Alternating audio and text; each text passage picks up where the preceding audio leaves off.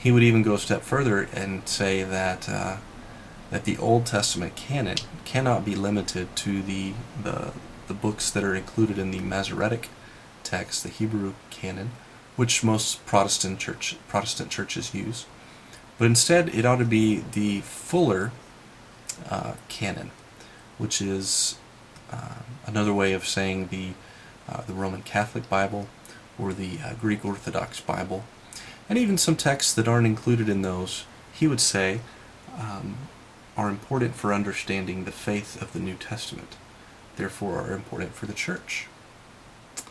I think there's some weaknesses to his understanding. First of all, he's very rooted in modernism, seeing things as progressing from one to the other. And that's not necessarily definitively proved to be the case. And so maybe that's a critique there.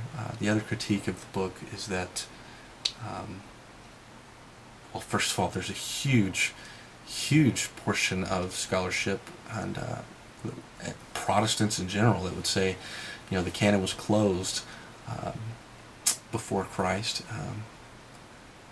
Instead of the Old Testament canon being closed at Jamnia around AD 70, that it was closed much earlier than that. And they would make that argument based upon the way, for example, the letter of Aristeas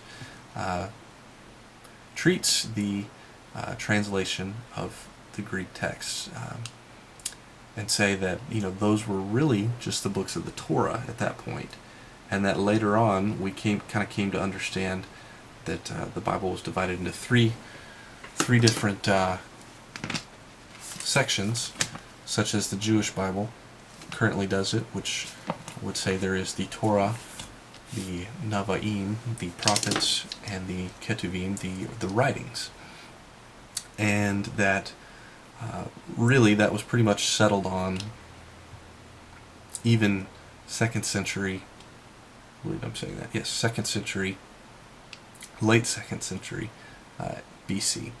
And so there you have it. Those are a couple of critiques there of Hengel's book.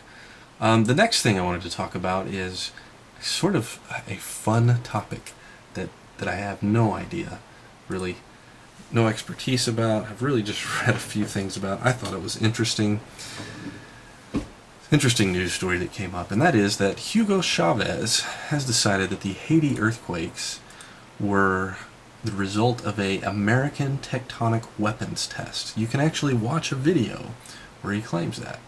Yep, that's right. He is saying that the USA wanted the atrocity to happen. This brings up the subject of tectonic weapons and whether or not they really exist. Evidently, conspiracy theorists, and by the way, before I delve into that, tectonic weapons would be using some sort of a nuclear device, usually, at some depth in the earth, along a fault line probably, to create an earthquake somewhere else. Conspiracy theorists have been trying to tell the public about them for some time. You can find a good description of the theory at a link on the blog, otecology.com. Basically, the theory says that during the Cold War, the U.S. and the Soviet Union military commanders had weapons in development which were meant to cause earthquakes. Seems to be the case. There's a lot of published information about that. Basically, this would be the ultimate in deniability. I mean, imagine that. You send an earthquake somewhere wreaking havoc on your enemies without actually having to send the bombers in. And so pretty much you can say, oh, we didn't do anything, it was an earthquake. It's the hand of God, whatever. So basically, that's kind of what would be going on there. Now, I understand how the weapons would work in theory, but it certainly seems far-fetched. As of now, the idea of these weapons is consigned to the same discussion rings as UFOs and secret societies.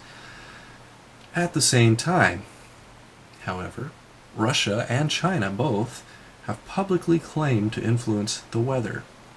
They both claim to make it rain or snow. So it's not outside the realm of possibility. As a Christian who cares about God's creation and the environment, I don't think that humans should attempt to influence the weather. and I have as a weapon here. But really, I don't think humans should try to influence the weather. Period. Trying to avert a natural disaster might be worthwhile, but I'm afraid the chances of helping are probably close to the same as the chances of making the natural disaster worse. So in my opinion, those opportunities should be avoided because it seems impossible to calculate all of the unintended effects that these planet-altering actions might have. It just seems like a bad idea. I don't know that you can really understand all the variables in weather well enough to actually say that you're influencing climate one way or another, or a storm one way or the other. It just seems pretty tough. Pretty tough. The other thing that I did was I actually started work on my garden out in the backyard here. It's never too early to start planting your garden. As a Christian who values God's creation, I've always wanted a garden. Now that I have a house of my own, I want to grow some vegetables on our very own little promised land. So the process began on January 24th with some digging. I'm planning to make several 8x4 foot beds, probably 4 in total. Today I was able to dig one. That day I was able to dig one in about an hour and a half. The work was pretty tough, using a shovel and a garden fork. I was able to dig out the grass, knock all the dirt off of it, throw the grass aside. I got down about 8 to 10 inches before hitting a different looking layer of dirt. This is where I chose to use the garden fork. I made some holes with it in order to aerate the dirt. I was careful not to turn it over. I didn't want to double dig. I mixed the soil elements. Luckily, even though it was pretty cold that day, I did see several earthworms as I was digging. However, I could tell that my dirt has a lot of clay in it, and will be needing a lot of compost added. I think I might have enough compost for that one bed, but probably not for the others, so it looks like I will be having to purchase some more nutrients soon. I really enjoy being outside, so that day was a great treat.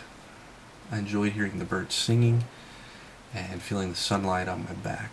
I even enjoyed getting a little dirty while working. Doing this made me feel connected to the creation story in Genesis 2 and the charge to humanity to tend the garden in Genesis 2:15. I will certainly give more updates and photos of the garden's progress as I go along. Well, I think that's going to do it for this week. So, hopefully you will enjoy that. I'd like to say a special thanks to my friend John for providing the web space that I use every week, several times a week. We've gotten several comments lately on some things, and I plan to be responding to those shortly.